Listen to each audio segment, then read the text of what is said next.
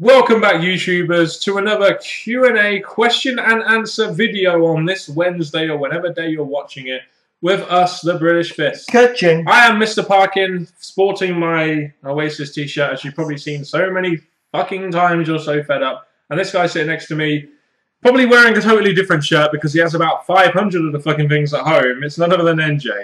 Love bites, doesn't AJ? What's up? That's an AJ t-shirt, isn't it? Oh, yes. Love bites, yeah. I bet she's getting plenty of those from CM Punk right now. Yeah, I was just saying. So, yeah, if you have any questions for us, please ask them down in the comment section below. That is the best way to get your questions on the Q&A. Don't do it through Facebook or through Twitter. Please do it through the comment section below, as that's where I generally see them and put them on our list, which we have right here, ready to go right now. Q&A 178. Robert Hernandez. If you were to bring back one title, any division, which would it be, and who would be your first champion? Yeah, you can just go. You don't have to put your hands up. This is what I would do. The European, but not so it comes to every pay-per-view, because it will get watered down whenever they come to the UK. Wade Barrett would carry it around with him, but the only time he redefends it is when the WWE comes to the UK. So you're something like a seasonal belt. Yeah, he'll walk around it, he'll brag about this stuff, but obviously his speciality is he can only defend it at the UK. It's a bit biased, but okay. Yep. You like having the US champion. I suppose they generally defend the US championship in the US anyway. So I wouldn't bring back any title or any division. I just don't see the point in this day and age to bring back even the women's. I mean, they'll just decrease the value of it anyway. So I don't really see the point in bringing back any title or division, if I'm honest. If Lesnar keeps the title till Mania and Roman will look dominant till they clash, then who should both of them fight at pay-per-views till they meet at Mania?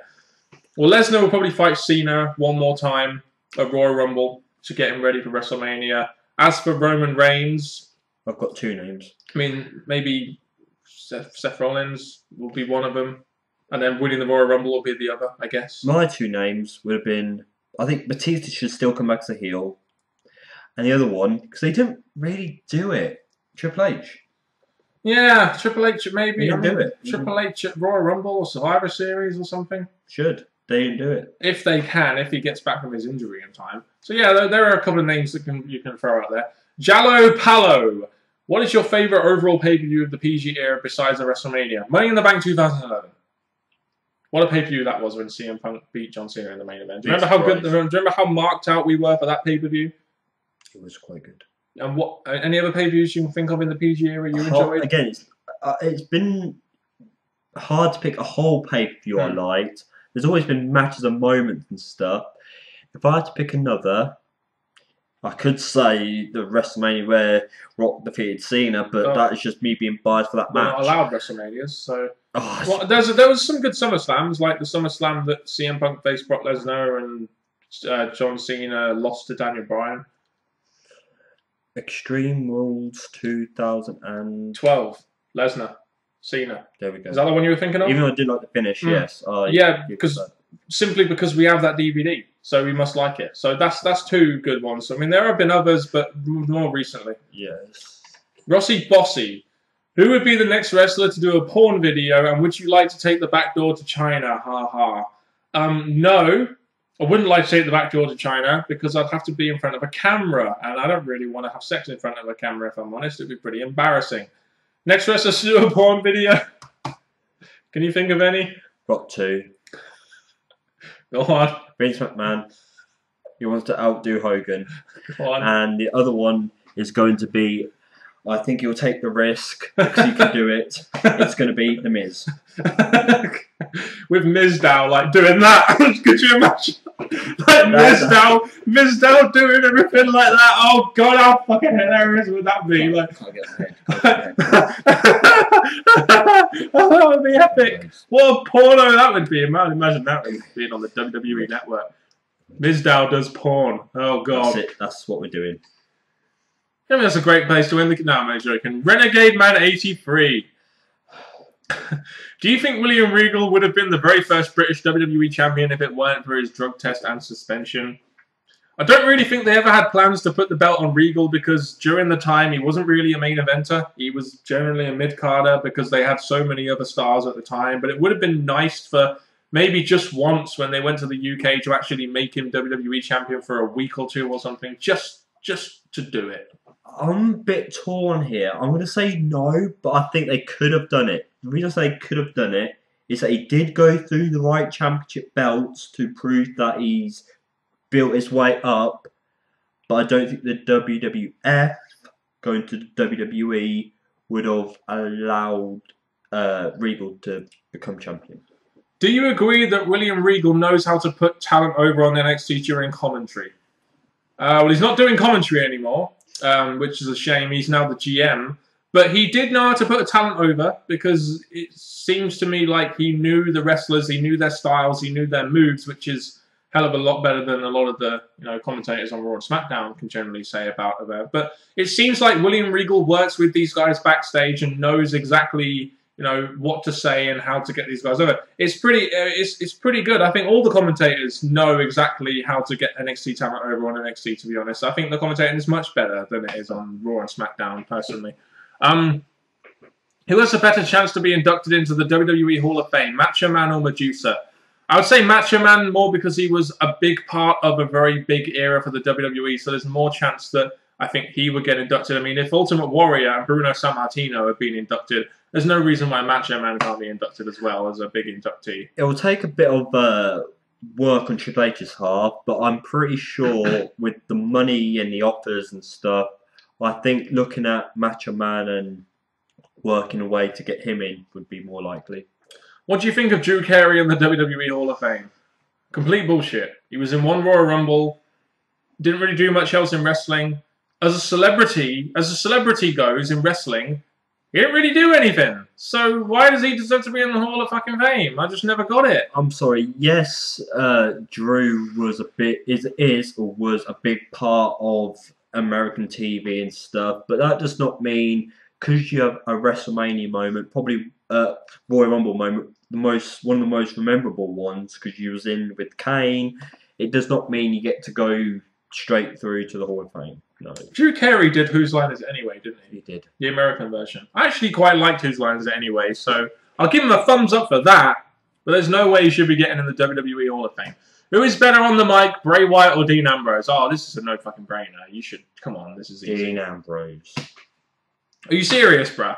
You think Dean Ambrose is better? I think Bray Wyatt is better on the mic because I think Bray Wyatt has the ability to basically allow people to listen to him and actually buy into the matches he's actually being. I know he's not being pushed right now, but if you give this guy a promo, I guarantee he can sell pay-per-views with it. Whereas Dean Ambrose has got good mic skills, but I don't think his mic skills lead to pay-per-view buys. I just think they lead to good storyline continuance. What do fans want as the Hell in a Cell main event?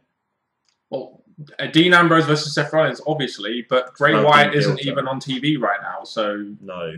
How can you use that as an argument? Again, I can't really see Bray Wyatt with this character. Yes, I could see him doing well, but I just feel the way that Dean has been continuously. I have more faith in Dean at this moment in time. What do you think of Kenta and his feud with the Ascension, and do you like his new name? I don't mind his new name, Hideo Itami. It took me a while to actually get used to it. His feud with the Ascension is good, in my opinion, because it won't just be a dominantly booked babyface. He's against two very strong opponents, so that way will help him get him over a little bit in NXT, even though on the latest edition of NXT, the fans are actually kind of cheering Ascension a little bit. But there we go. I don't mind his new name. I mean, he's okay in NXT. He does a couple too many kicks for my liking. But the feud is pretty good. I can't complain about it too much. What do you think of Rey Mysterio wrestling without his mask in WCW? I remember that, actually. There was a storyline with the NWO Wolfpack, I believe, and Kevin Nash took his mask off and they had a match at Uncensored 99, which is a pay-per-view I have on video. That was actually pretty good. It was like a small man, big man thing, so it was alright. Okay, Rey Mysterio back then was more acceptable and stuff, but the mask thing... Yes, it does play into storylines and stuff, but the mask being removed, I'm not sure how fans who are aware of that going on back then, but mask being removed, especially with the importance they labelled the mask. I guess in some cases you can't always have the mask guy win, so I guess it was alright. So they had to take the mask off for him to lose. Do you think Roman Reigns needs a new finisher? I mean, I like the Superman punch. I like that little kick he does onto the apron. The spear is good, but there's so many people do it that it does kind of seem a bit generic. So I'd say yes, but what other move can you give him? I mean, a nice powerlifting move or something? It is a bit difficult now because all the WWE can do now is alter moves they've already got. And I think with Roman Reigns' kind of build, you have to go with a move that represents his build. Jersey1261. Have you seen the Match of the Day 50-year documentary? Yes, I did, and I thought it was actually quite interesting. I didn't think it would be that great, but it actually was. Will Global Force Wrestling succeed? Who knows? I mean, right now, we don't know if they have a television deal. We don't know what talent they have signed up. We don't know if they're going to do pay-per-views. We don't really know too much about it, so we don't really know at this point in time whether it will succeed or not. The parts of Global Force Wrestling I've heard from others is that they've got okay backing to move forward. It just depends on actually doing it. I mean, if Global Force Wrestling came out tomorrow and said, right, first show is January 5th, would you watch it? If we could find a way of watching it, yes. Online. It would probably have to be online, wouldn't it? Which was the worst feud of each era? PG era, John Cena and Randy fucking Orton would be the worst feud, in my opinion, because it's just been done to death. The Ruthless Aggression era, probably Lesnar and Goldberg because of the way it ended up. And the Attitude Era, the worst feud. I don't even know because I can't remember too much about the Attitude Era. The Golden Era, the worst feud. Again, it's hard to sort of just pick out one bad feud, really, isn't it? We were more hardcore on the late Attitude PG, so obviously going back there, we can name ones that we've probably heard others say. Big Boss Man versus Undertaker after that Hell in a Cell match at WrestleMania 15, fucking awful. Just there was a lot of shit in the Attitude Era, like Mae Young giving birth to a fucking hand and shit like that. You know, I don't really want to remember that stuff. But what about the Ruthless Aggression Era? Bad feuds in there. Right. I'm thinking like Carly and Batista or Carly and Triple H or something stupid like that. Okay, I'm gonna say Zach Gowen's matches. See, I didn't mind Zach Gowen's matches. I thought that was quite a good thing because you had a very natural underdog there and it was quite a unique character. What I didn't like about that was the fact that they just basically just shoved him out the door, and I think they could have done a little bit more with it. I mean, you could say Eugene's feuds were a bit shit because it was comedy. You could say a lot of Santino's feuds were shit because they were comedy. You know, I'm just saying. But John Cena and Randy Orton for me is just the epitome of worst feud in the fucking PG era. That's just me. Maybe you, I don't know. But will you be going to the WWE UK tour in November? Ha ha ha! No! Because WWE sucks! And I know you feel the same way. I was in talks with Mark, who at the moment is doing his own stuff. Third member of the British Fist. Very true. Going to a event, because he goes every year. So I'm in talks and possibly still going to one, but I'm not sure when. But that's more of a, you know, doing something special, going with a part of the British Fist and going there live from when I've not been years back. I just don't know why I should give my money to a company that I haven't watched in some time and I quite frankly don't care about. So I'm just not going to do it. Especially when, you know, you'd have to travel and, you know, tickets would cost a fair amount of money and, you know, it just, to me, it just isn't worth it. Heisenberg 717. What do you see Dean Ambrose and Bray Wyatt doing for WrestleMania 31? I think Bray Wyatt might end up facing Sting. I think that's probably what they're going to have lined up for Sting at WrestleMania 31, probably, which I won't mind them doing. Dean Ambrose, I can see being in that Under the Giant Battle Royal, in all honesty. What you just said they could face each other. That's what I was going to say, yes. Just look at what you've got. You've got Ambrose who's playing as a face and probably has no signs of turning heel yet, unless you bring back the Shield, who could possibly be a face. You've got Bray Wyatt, who they want to turn him face, but if they can continue keeping him as a heel, you've got a match there. The 299. Would a Survivor Series 10-man tag match be the best way to give Sting his first WWE match? No, because no. Let me give you a lesson on business here, brother. The reason why you'd want Sting in a singles match is because you'd want to perpetuate the fact that this was Sting's first singles match in the WWE ever.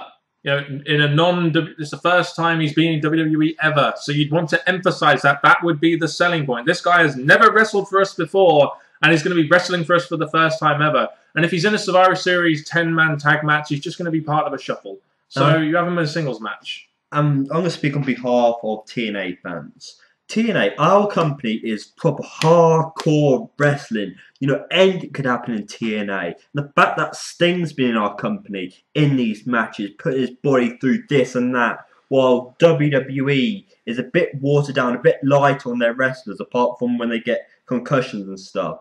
So Sting could quite easily go into a one-on-one match in the WWE and come out fine. With his shirt on.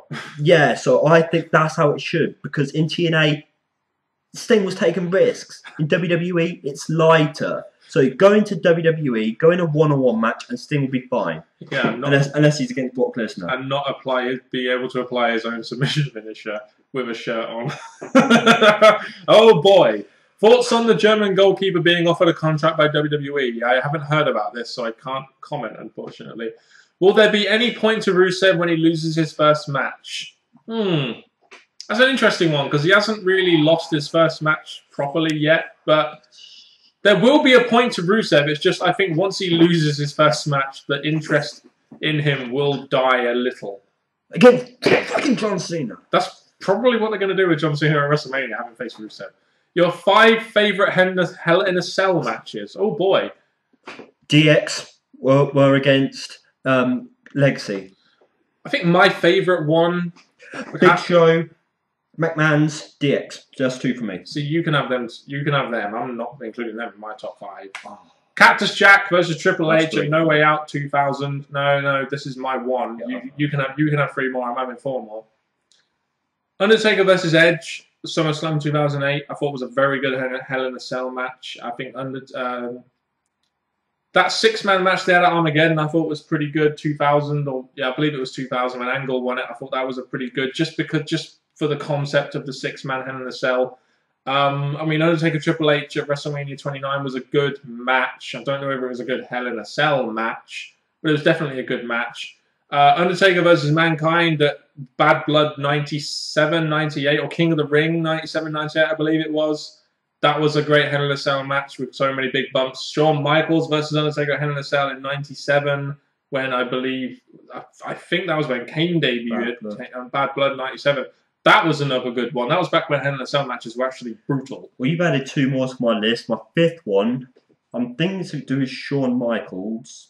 Shawn Michaels and Triple H have that's my 5th. There's my 5. There you go. Aaron Crace.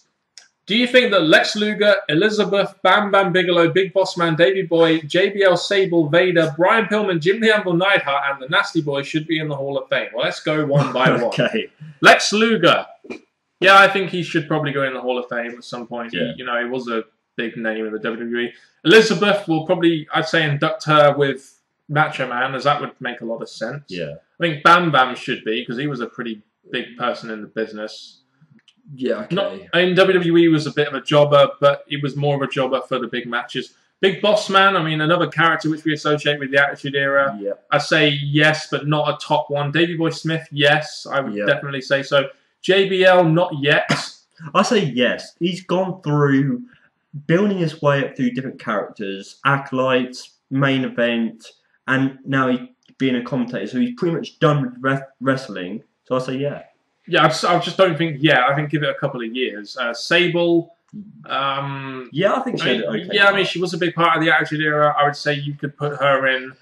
Vader. He had some okay starts. I mean, he was more part of WCW really than WWE, but definitely another guy you could put in. Brian Pillman, yes, is another guy you could put in. Jim the Anvil Neidhart. You could probably put him in with the Hart family, I guess, and the Nasty Boys. I don't know too much about the Nasty Boys. So a lot of those people there, I think, do definitely deserve to be in the Hall of Fame, or are names WWE could definitely use in the Hall of Fame. Some of them are more top-heavy than the others, but some of them can be, you know, ending the list and, you know, still creating a pretty good list. There's a few that I'll put a question mark on, but majority of those, yes. And that's another Q&A. We've actually managed to go 20 minutes this time. That's been another Q&A with us, the British Fist. Thank you once again for asking your questions, and, you know, once again, we've had fun answering said questions. People, I've got to tell you a bit of a sad story. This video right here, right now, is a point of sadness because this Q&A